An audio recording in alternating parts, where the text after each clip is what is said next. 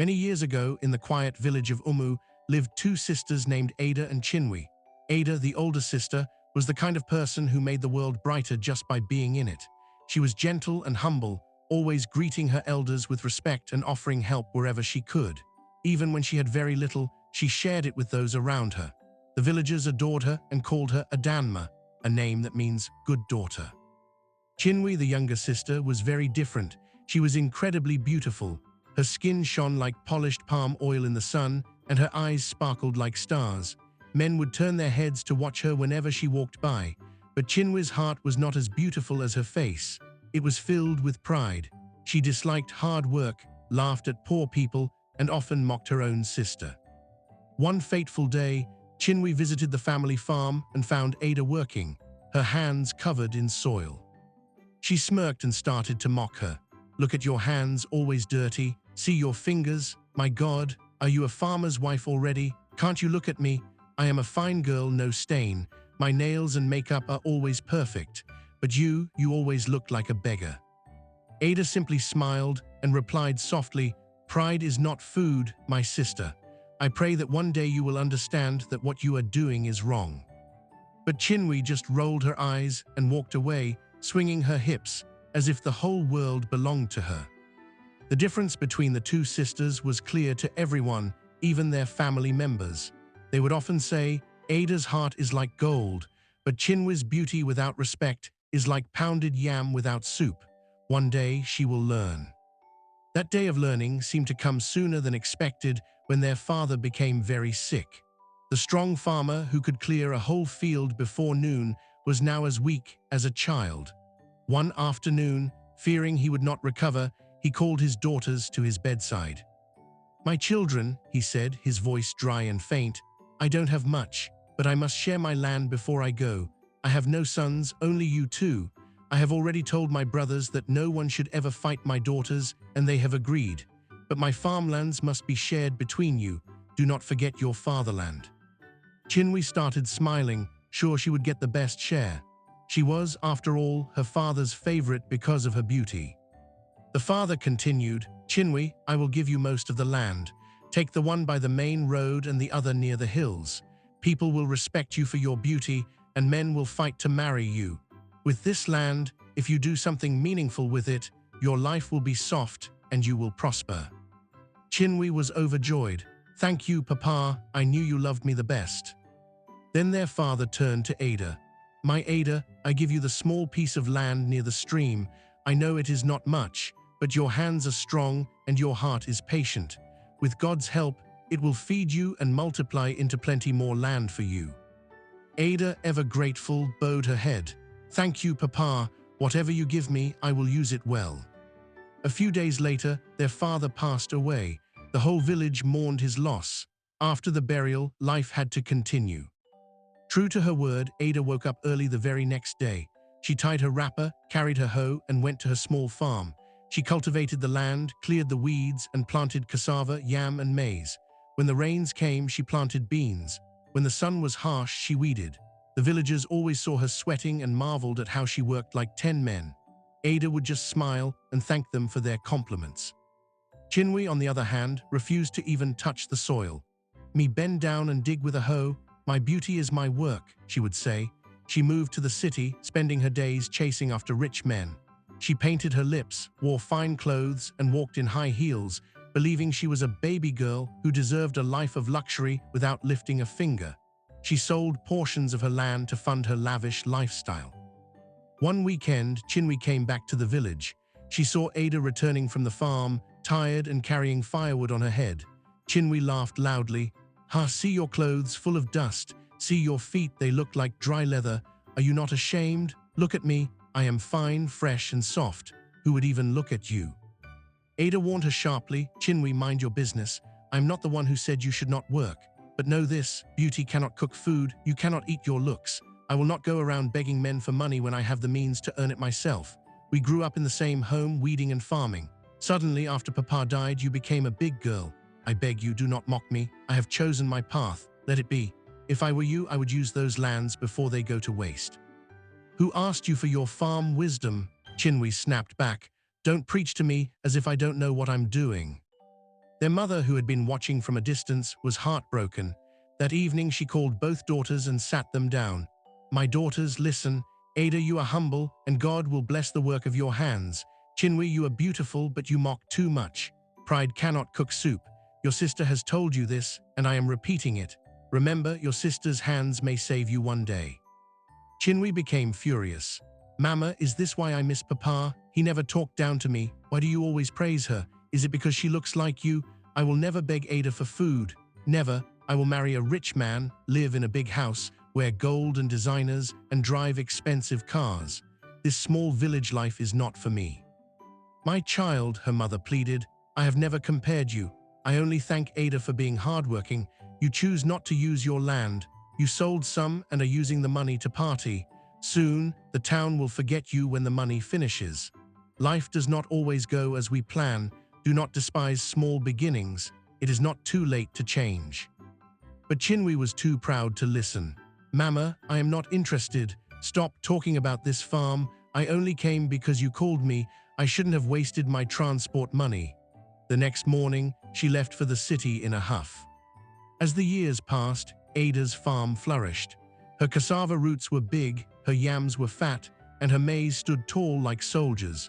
She sold her produce in the market and had enough to feed herself and help widows and orphans in the village. Her name became synonymous with kindness and success. Chinwe, however, remained in the city. She was popular, known as the Girl of Beauty. Men gave her gifts, but none stayed. They used her and left. She would return to the village with stories of trips and money, but she never bought anything tangible. Her pride was the only thing that continued to grow while her future remained. The harvest of humility. Back in the village, Ada's hard work was beginning to pay off in ways she never imagined. One sunny day, as she was harvesting baskets full of plump cassava, a well-dressed man approached her farm. He was a trader from a big city market. "Good woman," he greeted her respectfully, "I have heard about the quality of your produce. My colleagues and I would like to buy from you in bulk. Instead of you stressing yourself going to the market, we can come here, harvest, and pay you cash on the spot." Ada was both surprised and overjoyed. Tears welled up in her eyes. She had never expected her small, patient efforts to bring such a huge opportunity. The men were true to their word. They came with their workers, loaded trucks with her cassava, yams, and maize, and paid her a large sum of money, some in cash, some by transfer. For the first time, Ada felt an overwhelming sense of achievement. God had truly blessed the work of her hands. That single sale connected her to a network of traders, and her business began to spread far and wide. With her profits, she bought more land, hired 2 young men from the village to help her, and her farm grew into a thriving enterprise. Despite her new wealth, Ada remained the same humble person. She still smiled warmly, greeted everyone, and continued to share her blessings with the less fortunate. This made the villagers respect her even more. Meanwhile, Chinwe's city life was crumbling. The rich men she chased were fleeting, and the friends she partied with were fair weather. She returned to the village unexpectedly one day, her expensive clothes unable to hide the emptiness in her eyes. She found Ada in the compound, calmly peeling yams for the family meal. A familiar sneer formed on Chinwe's lips. "Chai, Ada, are you still in this mud? Still farming like a village woman? Look at me, I just came back from Lagos. My boyfriend gave me money. See this dress? It cost 150,000 naira. Can your cassava give you that?" Ada smiled and nodded, her peace unshaken. "This one, I am tired of exchanging words with you. My cassava fits me. My work fits my soul. Beauty will fade, my sister, but yam will always fill the stomach." Chinwe threw her head back and laughed a hollow laugh. "MHM, you sound like an old woman. Continue, let's see who will laugh last." But inside, Ada's success was starting to itch at Chinwe's pride. She could not understand how her simple sister, who got her hands dirty, was now the one making waves. A few months later, Chinwe returned to the village again, this time with big news. She entered the compound shouting, "Mama, Mama." Her mother rushed out. "Oh, my child, why are you so happy? What happened?" "Mama, rejoice with me, I am getting married," Chinwe announced, her voice full of excitement. My husband is rich, very rich. He's a businessman who owns houses in the city. Her mother, wiser and more cautious, asked, "Are you sure, my daughter? Have you prayed about this? Do you know his family well?" "Mama, please don't spoil my joy," Chinwe snapped. "This is my breakthrough. Soon I will live in a mansion." "Ada," she turned to her sister, "when I call you, make sure you come and sweep my house like I told you you would." Ada's face remained calm, but her words were heavy with meaning. "I only pray you marry peace, not pain. Just know that a man's wealth is not always what it seems." "Turn your record off immediately," Chinwe retorted angrily. "Don't start preaching. Keep your cassava wisdom. I am going back to the city. My fiancé is taking me shopping. I just came to inform you. He will be coming to visit next month." With that, she left the next morning, leaving her mother with a feeling of unease and Ada with a heart full of prayer. Ada focused on her farm, expanding her business and managing her success with grace. Seasons came and went, and her reputation as a successful, kind-hearted farmer grew stronger. Then one quiet evening, a different Chinwe returned home. She wasn't wearing expensive clothes. Her face was swollen from crying, and she carried only a small handbag. She stumbled into the compound and fell to the floor, wailing. "Mama, Mama, I am finished. My man has finished me." Her mother rushed to her side. "What happened, my child?" "My fiancé, he was a fraud," she cried. "A scammer. He took all the money I had left, even the jewelry I bought. He has disappeared. The people I thought were my friends in the city are now mocking me and laughing at me. I can't stay there anymore." Her mother looked at her, her hands folded. "Did I not warn you? Didn't I say pride cannot cook soup? Did your sister not warn you?" Ada knelt beside her weeping sister, her voice soft and comforting. "Don't cry too much. At least you are alive. That is enough. Tomorrow can be better. This experience has served you a bitter breakfast, but thank God you are alive. Now all you have to do is pick up the pieces of your life and start again. You still have something to start with." But instead of accepting the comfort, Chinwe's shame twisted into anger. She pushed Ada away roughly. She was angry with herself, angry with life, and secretly, bitterly jealous that Ada's farm was now the only thing keeping the family comfortable and was the talk of the town. Chinwe stayed in the village, hiding from the shame and gossip. But soon, hunger began to bite hard. She had no money for the expensive meals she was used to, and no man was sending her gifts anymore. One evening, as she sat brooding in her room, she heard noises outside. She peeked through the window and saw a scene that made her blood boil. There was Ada at the edge of her farm, talking confidently to traders while trucks were being loaded with bags of her produce.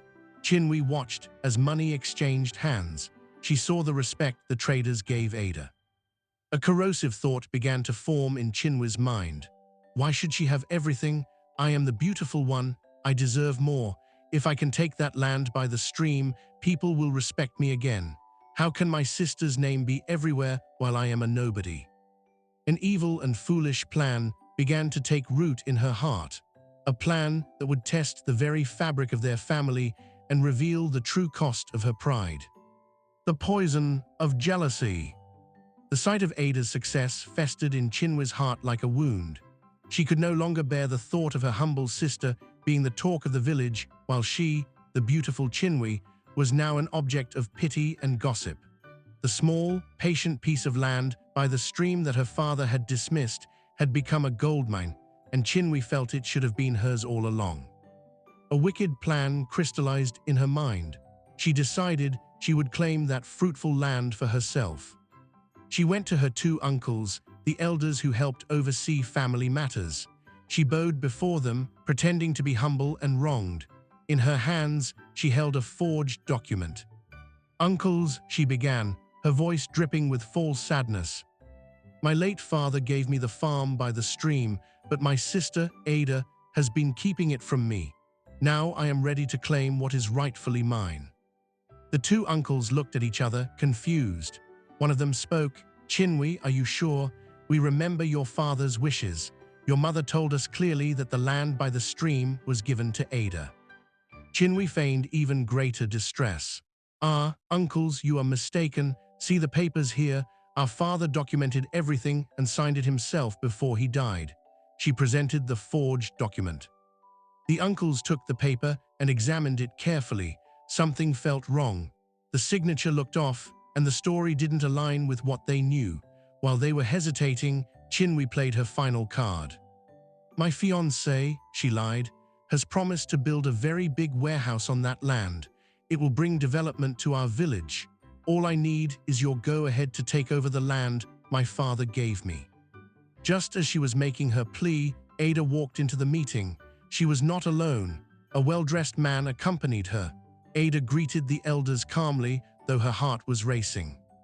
"Good day, my elders," she said. "I came because I heard what my sister is doing here. Please, what she is saying is not true. My father never documented the land shares separately.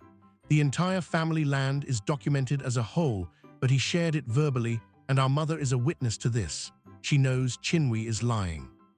Ada then turned to her sister, her eyes filled with pain. "Chinwe, what will you gain from this? Is it because my land is yielding profits and you feel you can grab it? Is it because you failed in the city and now want to turn against your own blood? You better tell the truth." Then the man with her stepped forward. He introduced himself as Ada's lawyer. "Worthy elders," he said politely but firmly, "these papers are forged. This is not a real signature.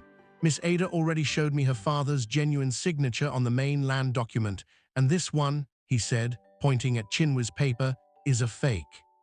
The revelation struck the room like thunder. The two uncles stood up, their faces dark with anger. "How dare you, Chinwe?" one of them boomed. "How dare you try to deceive your own family elders? Do you know the consequences of such a wicked act? You have brought shame upon yourself." Seeing her scheme unravel completely, Chinwe fell to her knees. Her pride shattered into 1,000 pieces, replaced by raw fear and desperation. "Please, I'm sorry, forgive me," she begged, tears of genuine shame now streaming down her face. "I was desperate. I just wanted respect again. I wanted to shine like I used to. My sister was doing so well, and I had nothing." The uncles were not easily moved. "This is a very serious matter, Chinwe. Forgiveness is one thing, but you must face the consequences of your actions. You have tried to steal from your own sister. This is an abomination." Ada looked at her sister, crumpled and weeping on the floor.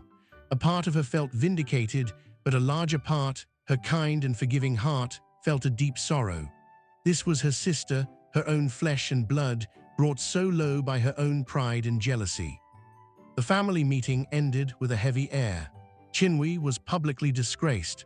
The news of her attempt to forge documents and steal Ada's land spread through the village like wildfire. The little respect she had left evaporated completely. She became a living lesson on the dangers of envy and deceit. For days, Chinwe locked herself in her room, refusing to eat or see anyone. The weight of her actions, her failures, and her shame was crushing her. She had lost everything.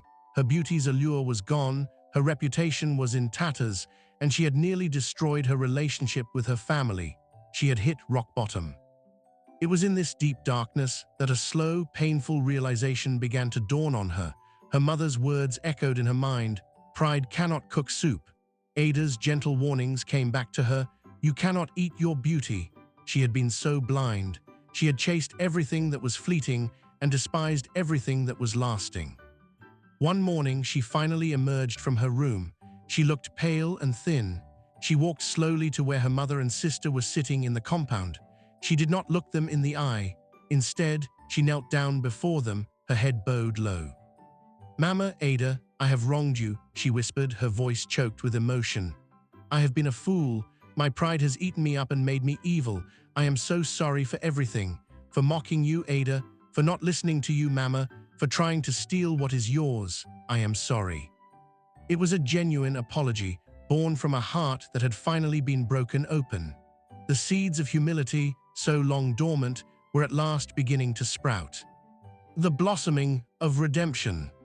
Chinwe's heartfelt apology hung in the air, a fragile offering of peace. For a long moment, there was silence. Their mother looked at Ada, waiting for her response. The hurt ran deep, and forgiveness would not be a simple switch to flip. Ada looked at her sister, kneeling and broken. She saw the genuine remorse in her posture and heard the truth in her trembling voice. Remembering her own humble and forgiving nature, she slowly stood up and walked over to Chinwe. She placed a hand on her shoulder. "Stand up, my sister," Ada said softly. "The past is heavy, but we cannot carry it forever. You have apologized. That is the first step. Now stand up and let us face tomorrow together." That simple act of grace was the beginning of Chinwe's true transformation. The proud, beautiful girl who once looked down on everyone was gone. In her place was a humbled woman ready to learn. The first lesson was the hardest: hard work. The next morning, Ada woke up early as usual. To her surprise, she found Chinwe already awake, dressed in an old wrapper, waiting for her. "Ada," Chinwe said quietly, "I am ready to go to the farm with you. Please teach me." And so Ada became her teacher. She showed Chinwe how to hold a hoe, how to weed without damaging the crops, and how to tell a ripe cassava from an unripe one. At first, Chinwe's soft hands blistered and her back ached.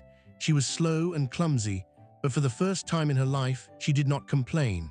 She endured the pain, remembering the greater pain her pride had caused. The villagers watched in amazement. The gossip slowly turned from scorn to cautious admiration. "Is that not Chinwe?" they would whisper. "The one who used to laugh at farmers? She is now working. Wonders shall never end." Ada, seeing her sister's sincere effort, did not hold back her knowledge. She taught Chinwe everything about the business: how to negotiate with traders, how to manage profits, and how to plan for the next planting season. She even gave Chinwe a small portion of her own land to manage independently. "You have your own large lands lying idle," Ada reminded her. "Once you have learned enough, you can start working on them. I will help you." Months turned into a new planting season. Chinwe, now tanned and stronger, worked diligently on her assigned plot. She had sold her remaining expensive city clothes to buy better seeds. The day her first crops were ready for harvest was a day of immense pride, a pure, earned pride, not the empty kind she had before. A trader came to buy her produce. When he paid her, the money felt different in her hands. It was not money given to her for her beauty or for companionship. It was money she had earned with her own sweat and dedication. She felt a sense of accomplishment she had never known.